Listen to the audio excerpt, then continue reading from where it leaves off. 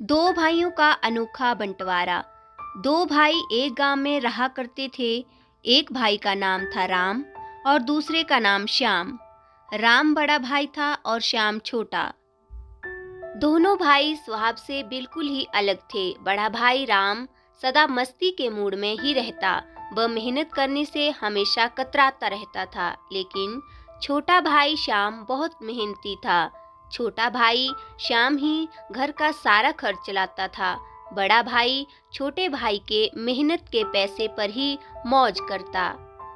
श्याम बहुत सीधा साधा था और राम बहुत ही चालाक। श्याम जो पैसे कमा कर लाता, उनसे लाए हुए सामान से ही राम की जिंदगी चलती। फिर भी श्याम कभी बुरा न मानता। राम खुद भरपेट भोजन कर लेता और श्याम के लिए बचा कुचा जो बचता वो छोड़ देता। लेकिन एक दिन कुछ ऐसा हुआ कि दिन भर का सारा काम करके थका हारा श्याम जब घर पहुंचा तो राम घर पर नहीं मिला। श्याम के पेट में चूहे कूद रहे थे। सारा रसोई घर खाली पड़ा था और खाने को कुछ भी नहीं था। भूख के मारे श्याम का बुरा हाल था। अपनी आंखों में आंसू लेकर वह घर के बाहर बैठ गया और किसी से कुछ भी नहीं कहा। गांव के प्रधान उधर से गुजर रहे थे। उन्होंने देखा कि श्याम उदास बैठा है। श्याम से उन्होंने पूछा कि क्या बात है। पहले तो श्याम ने बताने से मना किया, लेकिन प्रधान जी के ज्यादा पूछने पर श्याम ने अपनी आप बीती कह सुनाई। श्याम की आप बीती सुनकर प्रधान जी की भी आंखों में आंसू आ गए। वह श्याम को अपने घर ले गए। पहले तो प्रधान जी ने श्याम को भरपेट भोजन करवाया और बोले, तुम सारा दिन इतनी कड़ी मेहनत करते रहते हो और तुम्हारा बड़ा भाई राम मौज मस्ती करता है। उससे कहो कि वह या तो कुछ काम करने लगे, अन्यथा बंटवारा कर ले। उससे अलग रहो और वह अलग रहे, तब उसे काम की और तुम्हारी अहमियत का एहसास होगा। श्याम को प्रधान जी की बात अच्छी लगी। उसने घर जाकर राम से बंटवारे की बात कही, क्योंकि राम जानता था कि बंटवारे से उसका ही नुकसान होगा, तो वह पहले बंटवारे के लिए तैयार नहीं हुआ। लेकिन श्याम के जिद करने पर राम मान गया और बोला कि अगर तुम्हें बंटवारा करने का इतना ही शौक है तो चलो बंटवारा कर लेते हैं। पिताजी हम दोनों के लिए मर्तिस में केवल 3 चीजें ही छोड़ गए थे। पहली कंबल, दूसरी भैंस और तीसरी जामुन का एक पेड़। तो केवल इन्हीं चीजों का बंटवारा होगा। श्याम बोला, मुझे ये शर्त मंजूर है।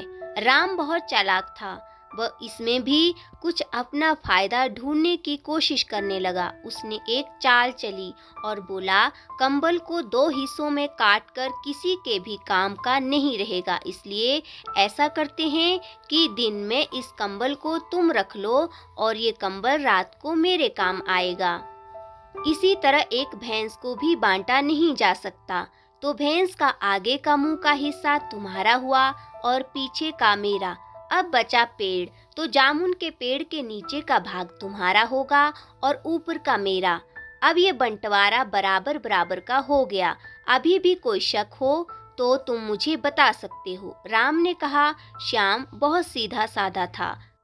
उसे राम की चालाकी समझ में नहीं आई और उसे बंटवारा ठीक लगा। वह खुशी खुशी कंबल को लेकर अपने काम पर चला गया। दिन में बहुत ही तेज धूप निकलती थी, तो श्याम को कंबल की जरूरत ही नहीं पड़ी। शाम को जब ठंडा मौसम हो गया, तब उसने वह कंबल ओढ़ लिया। रात होते ही राम कंबल लेने श्याम के पास पहुंच गया और बोला कि तुम्हारा कंबल ओढ़ने का समय खत्म हो गया है। रात में ये कंबल मेरा है। श्याम दिन भर काम करके परेशान था, ऊपर से ये ठंड उसे सता रही थी और राम मजे से कंबल ओढ़कर रात भर सोता रहा। जब सुबह हुई तब श्याम को थोड़ी गर्माहट का एहसास हुआ। श्याम सुबह उठकर भैंस को चारा डालने चला गया और दूध दुहने बैठ गया। तभी राम आया और बोला कि दूध निकालने का अधिकार मेरा है, क्योंकि भैंस का पिछले हिस्से का मालिक मैं हूँ। और ऐसा कहकर राम ने श्याम के हाथों से बाल्टी छीन ली और खुद दूध दुहने बैठ गया। श्याम बेचारा चुपचाप जामुन के पेड़ के नीचे आकर बैठ गया। अब उसे बड़े जोर से भूख लग रही थी। जामुन का पेड़ सारे जामुनों से भरा था। जामुन तोड़कर खाने लगा। तभी राम आया और उसे जाते हुए बोला कि तुम बड़े बेईमान हो, मेरे जामुन खा रहे हो। पहले तो तुम दूध देने लगे और अब जामुन खाने लगे। क्या तुम्हें पता नहीं कि जामुन के पेड़ का ऊपर का हिस्सा मेरा है, तो उसके सारे जामुन भी मेरे हुए। तुम्हारे अधिकार में तो सिर्फ पेड़ की जड़ और तना आते हैं। इतना सुनकर श्याम को राम की चालाकी समझ आ गई। प्रधान के पास पहुंचा और सारी बात बताई। प्रधान जी ने राम को सबक सिखाने की योजना बनाई और श्याम को समझाई। श्याम घर पहुंचा तब उसने वैसा ही किया जैसा प्रधान जी ने समझाया था। उसने दिन के समय कंबल को पानी में भिगो दिया। जब राम कंबल लेने आया तो गीले कंबल को देखकर झुंझला गया और बोला कि अब मैं रात में क्या ओढ़ूंगा। श्याम ने भी कड़क कर जवाब दिया कि दिन में ये कंबल मेरा है, मैं इसका कुछ भी करूं, चाहे ओढ़ूं या भिगाऊं। अगली सुबह जब राम दूध दूहने बैठा तभी श्याम ने एक लाठी की भैंस की गर्दन पर जोर से दे मारी। लाठी पड़ते ही भैंस भड़क गई और राम के मुंह पर दुलती दे मारी। राम जाकर एक ओर गिरा और दूसरी ओर दूध की बाल्टी। गुस्से में गुर्राता हुआ राम बोला, श्याम ये क्या मजाक है, पागल हो गए हो क्या। श्याम ने भी एक कड़कदार जवाब दिया और बोला कि भैंस के आगे का हिस्सा मेरा है, मैं इसका कुछ भी करूं, उससे तुम्हें क्या मतलब।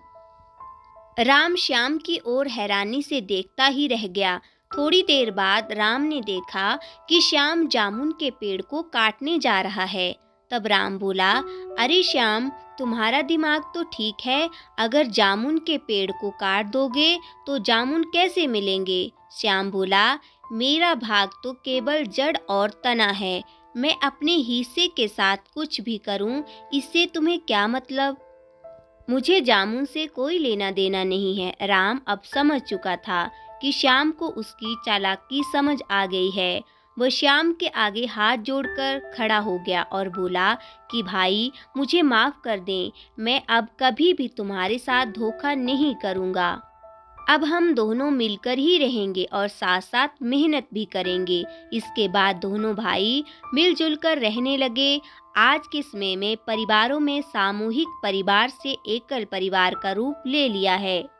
अधिकतर परिवार एकल हो गए हैं। आधुनिक समय में लोगों की सोच ऐसी हो गई है कि यदि कोई परिवार बंटवारा करना भी चाहे तो पड़ोसी रिश्तेदार आकर उन्हें यही शिक्षा देने लगते हैं कि बंटवारा कर दो। बंटवारा चाहे अनचाहे हो ही जाता है। परिवार की खुशी एक बंटवारे के सामने छोटी पड़ जाती है। क्यों बच्चे सिर्फ अपने बारे में सोचने लगते हैं।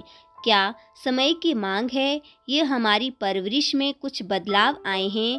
क्या हम अपने बच्चों को बचपन से ही ऐसी शिक्षा नहीं दे सकते कि वह एक दूसरे से कभी अलग न हों और पारिवारिक प्रेम सदा बना रहे।